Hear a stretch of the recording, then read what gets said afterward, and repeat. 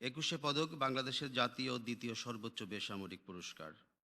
শিল্পকলা, ভাষা ও সাহিত্য, সমাজসেবা, শিক্ষা, বিজ্ঞান ও প্রযুক্তি সহ সমাজের নানা ক্ষেত্রে অবদানের জন্য গুণীজনদের এ পদক প্রদান করা হয়। শহীদ প্রেসিডেন্ট জিয়াউর রহমান ১৯৭৬ সালে প্রথম একুশে পদক প্রবর্তন করেন। উল্লেখ্য যে সে বছর ৯ জন গুণী ব্যক্তিকে এ পদক প্রদান করা হয়। তার ভেতরে ছিলেন সাহিত্যে জাতীয় কবি কাজী নজরুল ইসলাম, কবি জসিমউদ্দিন, বেগম সুফিয়া কামাল ও কবি আব্দুল কাদির প্রমুখ। ১৯৭৬ সাল থেকে ২০২৬ পর্যন্ত ৬০৫ জন ব্যক্তি ও ৯টি প্রতিষ্ঠানকে একুশে পদকে ভূষিত করা হয়েছে। এবছর বিভিন্ন ক্ষেত্রে ৯ জন গুণী ব্যক্তি ও একটি প্রতিষ্ঠানকে একুশে পদকে ভূষিত করা হচ্ছে। বিসমিল্লাহির রহমানির রহিম। চলচ্চিত্র অঙ্গনে এবছরে ২১শে পদক পেয়েছেন ফরিদা আক্তার ওরফে ববিতা।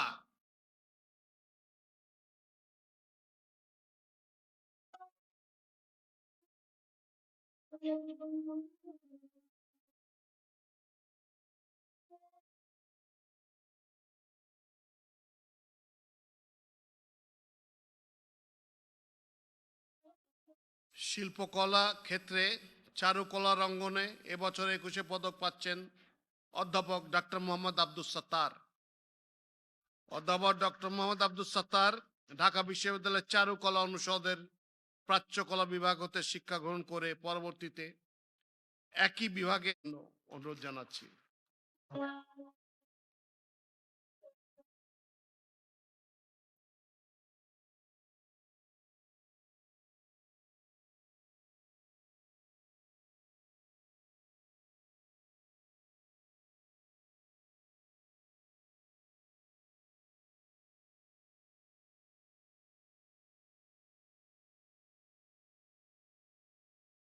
স্থাপত্য ক্ষেত্রে এবছর ২১শে পদক পেয়েছেন মেরিনা তাবাসসুম।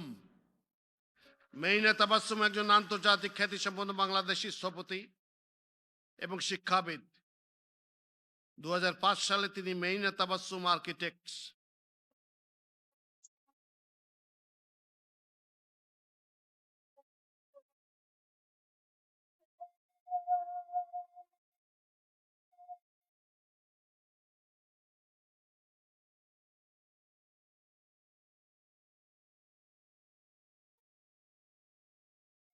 শিল্পকলা ক্ষেত্রে সঙ্গীত অঙ্গনে এবছরের মরণোত্তর ২১ পদক পেয়েছেন আইয়ুব বাচ্চু।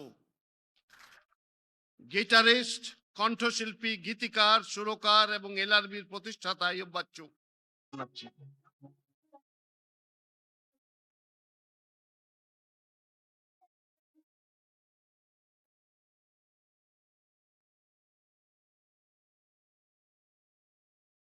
শিল্পকলা ক্ষেত্রের সঙ্গীতের অঙ্গনে এবছর দলগত ২১শে পদকপ্রাপ্ত প্রতিষ্ঠানের নাম হচ্ছে ওয়ারফেজ। বাংলাদেশের সঙ্গীত ও সাংস্কৃতিক অঙ্গনে ওয়ারফেজ উল্লেখযোগ্য অবদান রেখেছে। বাংলাদেশের হেভি মেটাল ও হার্ড রক সঙ্গীত ধারার অন্যতম পথিকৃৎ ওয়ারফেজ ব্যান্ড।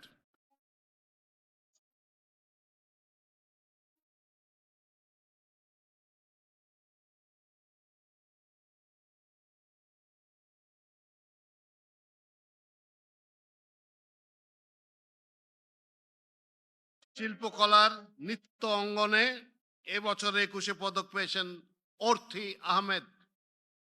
অর্থী আহমেদ একজন আন্তর্জাতিক খ্যাতিসম্পন্ন বাংলাদেশি নৃত্যশিল্পী ও কোরিওগ্রাফার। জানাচ্ছি।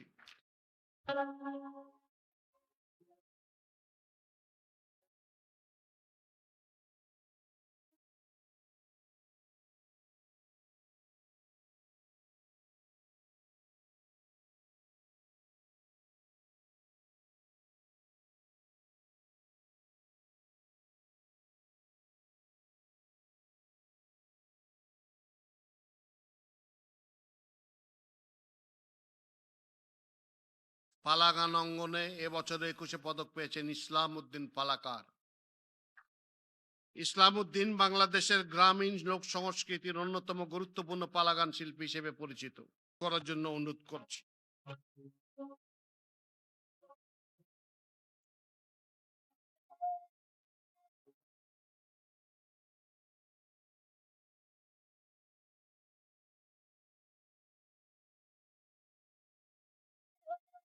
সাংবাদিকতা ক্ষেত্রে এবছর 21 পদক পাচ্ছেন শফিক রেহমান।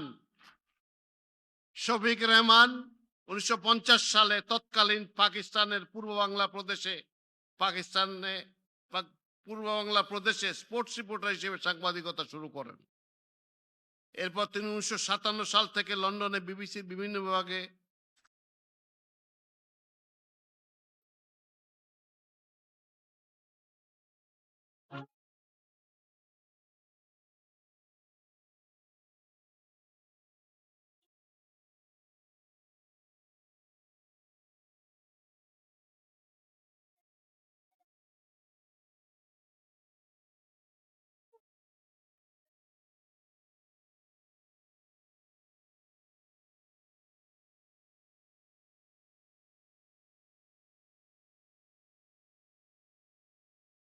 শিক্ষাক্ষেত্রে এবছর 21 পদক পেয়েছেন অধ্যাপক ডক্টর মাহবুবুল্লাহ আলম মজুমদার। অধ্যাপক মাহবুবুল আলম মজুমদারের পথ চলা শুরু যুক্তরাষ্ট্রে হাই স্কুল জীবন থেকে। সেখানে তিনি ওয়েস্টিং হাউস সায়েন্স ট্যালেন্ট সার্চের জাতীয় ফাইনালিস্ট 40 জন তরুণ বিজ্ঞানীর মধ্যে একজন।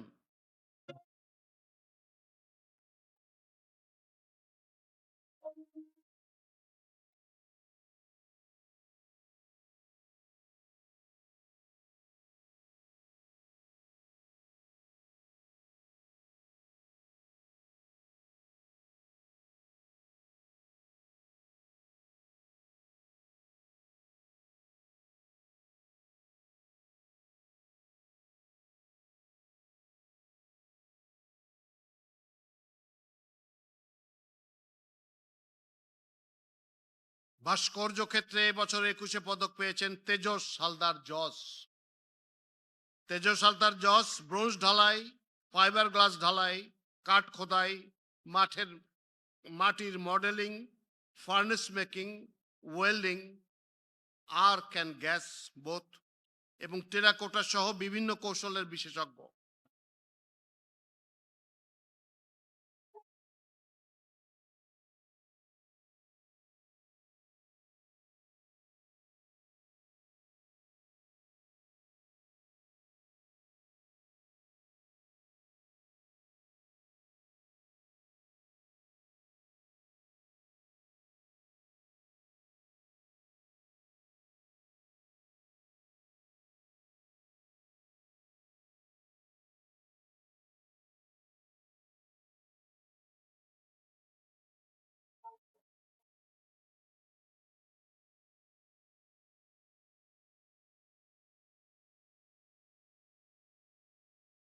মন্ত্রী জনাব আলী নেয়াজ মাহমুদ খৈয়মকে তার বক্তব্য উপস্থাপন।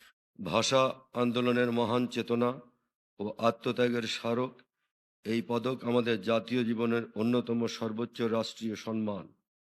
1952 সালের মহান ভাষা আন্দোলন আমাদেরকে শিখিয়েছে ভাষা মানে আত্মপরিচয় ও আত্মমর্যাদা। এই 21 পদক যা কেবল একটি পুরস্কার নয়, বরং একটি আদর্শ তথা দায়বদ্ধতার অনন্য স্মারক।